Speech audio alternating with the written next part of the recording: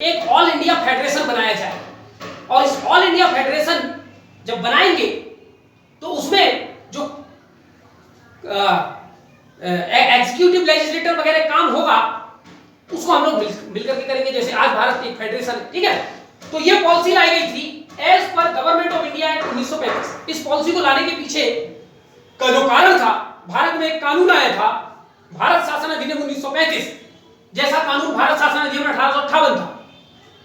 इस एक्ट में एक प्रावधान था कि भारत के अंग्रेजी क्षेत्र और प्रिंसली स्टेट्स को मिलाकर के भारत एक अखिल भारतीय फेडरेशन होगा, एक फेडरल स्टेट होगा भारत, ठीक है।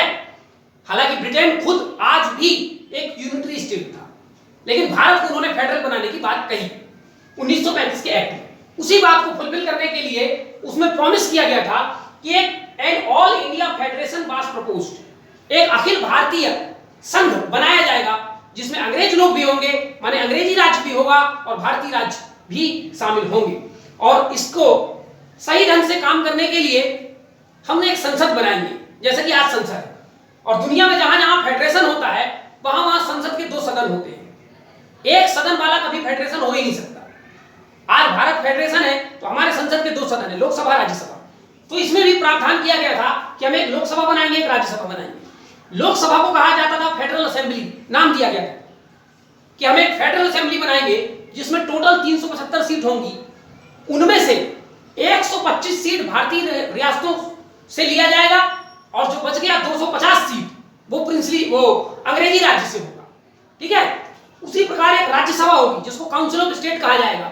इसमें 160 सीट होंगी जिसमें से 104 सीट प्रिंसली स्टेट्स को दिया जाएगा और 56 सीट ब्रिटिश जो इंडिया थी वहां से लिया जाएगा। ऐसा कुछ प्रॉमिस किया गया था, लेकिन 1939 में द्वितीय विश्व युद्ध शुरू हो गया और फिर 42 आते आते तक भारत छोड़ो आंदोलन शुरू हो गया और भारतीय रियासतों ने भी इस ऑल इंडिया फेडरेशन पर बहुत ज्यादा इंटरेस्ट नहीं दिखाया था, इसलिए ये वाली जो पॉलिसी थी वो सक्सेसफुल नहीं हो पाई, ठीक है।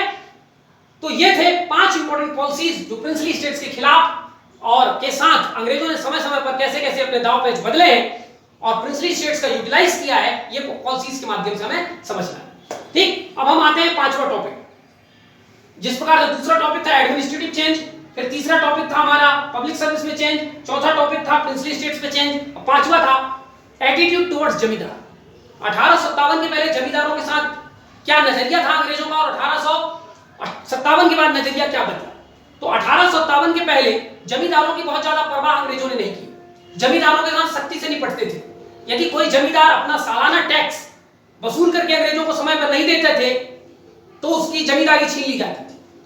कई बार ऐसा भी होता था कि कोई जमींदार सब कुछ ठीक है, नियम से काम कर रहा है, लेकिन अंग्रेजों को लगता था कि जमींदार धीरे धीरे ताकतवर हो रहा है, हमें चैलेंज कर सकता है आगे चल करके, ठीक है, तो उस जमींदार की जमींदारी जो है छीन ली जाती थी, ठीक। कभी किसी दूसरे से उनको लालच मिला कि इस इलाके की जमींदारी हमें तो हम आपको ज्यादा पैसा देंगे, तो अंग्रेज ने पहले से जिसके पास जमींदारी वो छीन ली। तो बहुत ज्यादा सहानुभूति जमींदारों के साथ नहीं रखते थे अंग्रेज। लेकिन 1857 का जब विद्रोह हुआ तो बहुत सारे चाटुकार जमींदार अंग्रेजों का साथ दिए, पहली बात। दूसरी बात, अंग्रेजों को जब ये विद्रोह हो गया तो उन्होंने विश्लेषण किया कि वास्तव में जनता ने अंग्रेजों के प्रति गुस्सा कम दिखाया, जमींदार और साहूकार वर्ग थे उनके खिलाफ ज्यादा विद्रोह दिखाया। तो अगर ये जमींदार और साहूकार नहीं होते तो वो आज सीधे हम पर आती, पर ये थे इसलिए उसकी आज इनको झेलनी पड़ी, हम बच गए। यानी जमींदारों का, साहूकारों का बड़ा महत्व है हमारे लिए। इसलिए 1858 के बाद जिन जमींदारों ने, जिन साहूकारों ने, जिन और भी फ्यूडल क्लास के लोगों ने अंग्रेजों का साथ दिया था विद्रोह में, उनको पुरस्कृत किया गया। जिनकी जमींदारी छीन ली गई थी उनको जमींदारी वापस दे दी गई, जिनकी जमींदारी बढ़ी हुई थी उनकी जमींदारी कम कर दी गई, और जमींदारों के साथ अब सहानुभूति और बराबरी का व्यवहार किया जाने लगा, ताकि ये हमारे प्रति हमेशा वफादार बने रहे। क्योंकि अगर ये बीच में रहेंगे तो भारतीय जनता का आक्रोश हम तक कभी नहीं आ पाएगा। तो वो मैं बता रहा हूं आपको कि हर जगह उन्होंने, चाहे वो भारतीय जमींदार हो, भारतीय राजा महाराजा हो, भारतीय कृषि हो, भारतीय उद्योग हो, भारतीय जनता हो, भारतीय कला हो, भारतीय संस्कृति हो, कुछ भी हो, उन्होंने हमेशा उसको एक मीडियम के रूप में यूज किया है। जमींदारों को भी एक मीडियम के रूप में यूज करते थे ताकि विद्रोह की आंच अंग्रेजों तक ना पहुंचे, और अंग्रेजों तक पहुंचने से पहले उसको झेलने के लिए ये जमींदार लोग खड़े हुए।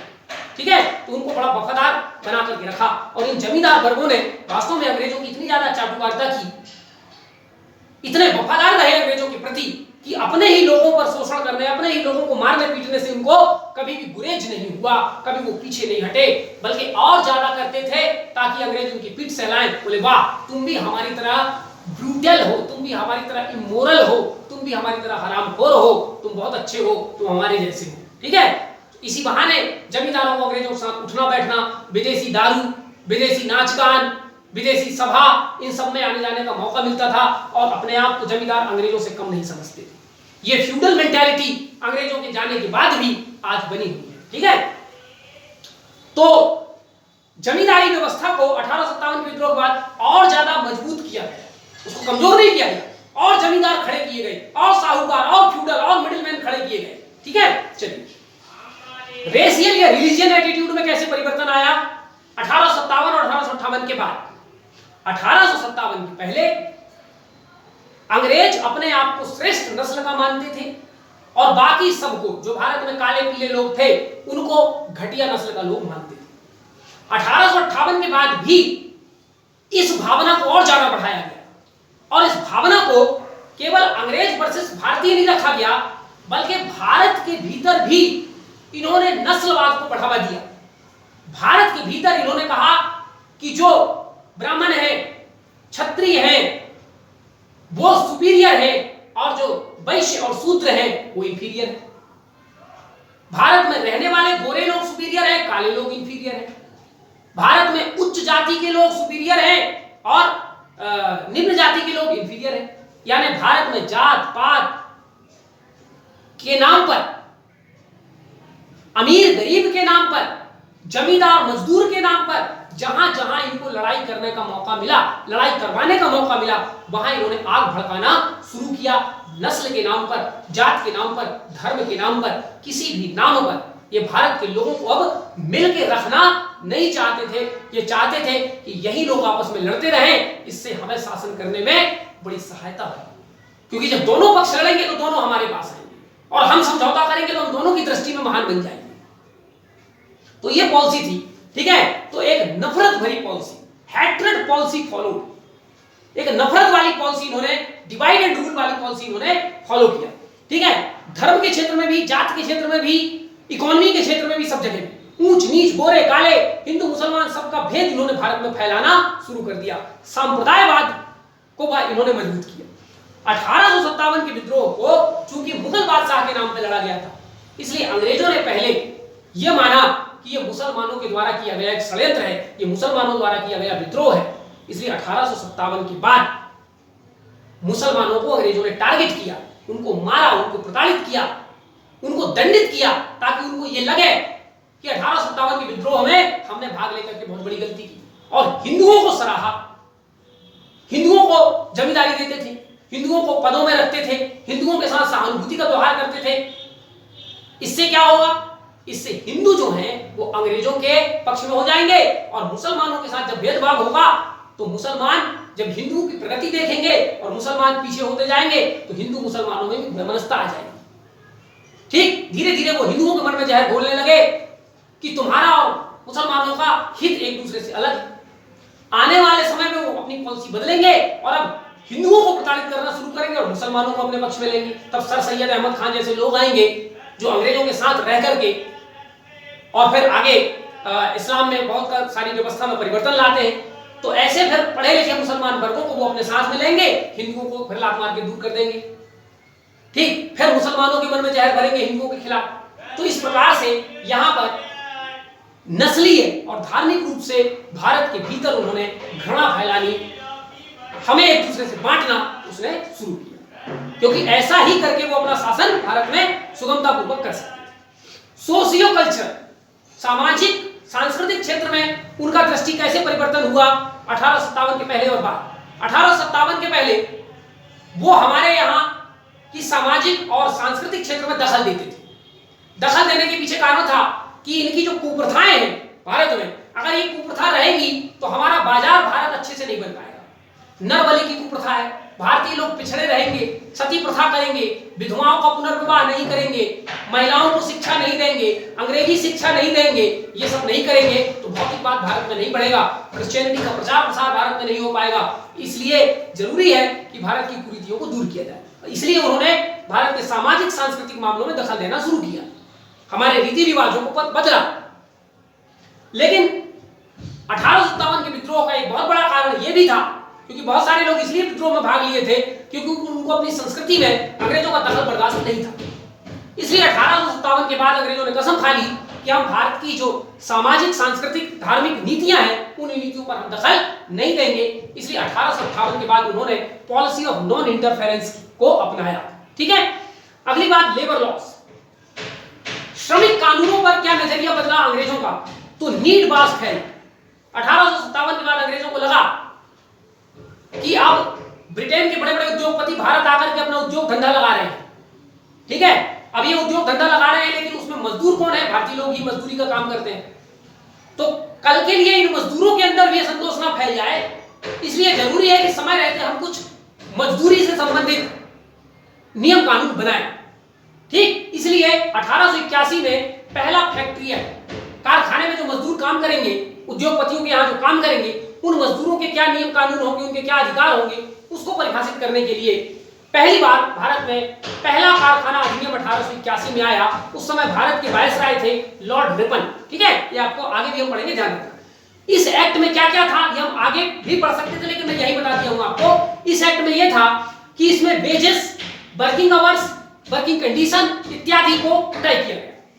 ठीक है, यानी कि मजदूरों का जो मजदूरी होगी वो कितनी होगी, वो कितने घंटे काम करेंगे, काम की दशाएं कितनी होगी, उनको छुट्टी मिलेगा नहीं मिलेगा, रेस्ट मिलेगा नहीं मिलेगा, सप्ताह में कोई छुट्टी होगी नहीं होगी, बच्चे काम करेंगे, महिला काम करेंगी नहीं करेंगी, तमाम नियम कानून इस व्यवस्था में बताए गए। ठीक है, allowed to form trade unions, पहली बार भारत में भारतीय मजदूरों को ट्रेड यूनियन, अपना एक संगठन बनाने की आजादी दी गई थी इस एक्ट के द्वारा।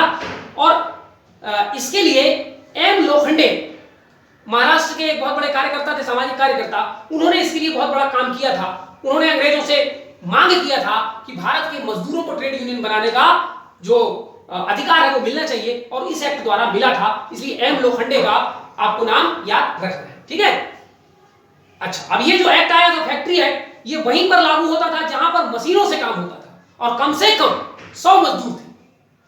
ठीक है, कम से कम 100 होने चाहिए और मशीनों से काम होता हो, हाथ से नहीं। उन्हीं फैक्ट्रीज पर ये कानून लागू होते थे। इस कानून में क्या क्या था, prohibition of children under as of 7, 7 साल से कम के बच्चे फैक्ट्री में काम नहीं करेंगे। 7 से 12 साल के बच्चों से 9 घंटे से ज्यादा का काम नहीं लिया जाएगा। महीने में 4 दिन की छुट्टी होगी, कम से कम 4 दिन की, उससे 5 भी हो सकते हैं, लेकिन कम से कम 4 दिन की छुट्टी होगी। प्रतिदिन रोज 1 घंटे की अवकाश होगा, 1 घंटा रेस्ट दिया जाएगा मजदूरों को। ठीक है, और जो बड़े लोग हैं उनके कार्य करने का समय था 12 घंटे। ठीक है, 11 से 12 घंटे था, 12 घंटे था जिसमें 1 घंटे छुट्टी, तो 11 घंटे। और जो बच्चे थे उनके लिए, जो 7 से 12 साल के बच्चे थे उनके लिए 9 घंटे, और महिलाओं के लिए भी 9 घंटे। ठीक है, तो यहां आपको याद रखना, children 7 to 12 plus women 9 hour का काम था। इसके अलावा जो 12 साल से बड़े पुरुष वर्ग के थे उनके लिए 12 घंटे का काम था प्रतिदिन, उसमें 1 घंटे की छुट्टी शामिल थी। अच्छा, डेंजरस मशीन, यदि कोई खतरनाक मशीन है जिससे चिंगारी निकल रही है या कुछ ऐसा काम है, उसकी फेंसिंग की जाएगी। फेंसिंग माने उसमें बाड़ लगा दिया जाएगा कि उसके भीतर आदमी घुस करके काम ना करे, उसके बाहर दूर रह करके ही काम करे। To supervise implementation of this act, inspectors were appointed. ठीक है, ये एक्ट का सही ढंग से पालन हो रहा है फैक्ट्रीज में कि नहीं, कुछ इंस्पेक्टर की नियुक्ति की गई थी जो समय समय पर फैक्ट्रीज में जाकर देखते थे कि वहां पर इन नियमों का पालन हो रहा है या नहीं हो रहा है। और इस एक्ट में ये भी था, पनिश फॉर वायलेशन, जो व्यक्ति इन नियम कानून का पालन नहीं करेगा, जिन फैक्ट्री में ये नियम कानून का पालन नहीं होगा, उनको पनिश किया जाएगा। तो ये था फर्स्ट फैक्ट्री एक्ट। फिर सेकंड फैक्ट्री एक्ट 10 साल बाद आएगा, उसके भी क्या प्रावधान होंगे हम अगली वीडियो में देखेंगे कि लेबर लॉज में कैसे कैसे उन्होंने परिवर्तन किया 1857 के विद्रोह के बाद। ठीक है, तो ये सारी चीजों को आप समझते चलिए और अपना कॉन्सेप्ट क्लियर रखिए। ठीक है, धन्यवाद।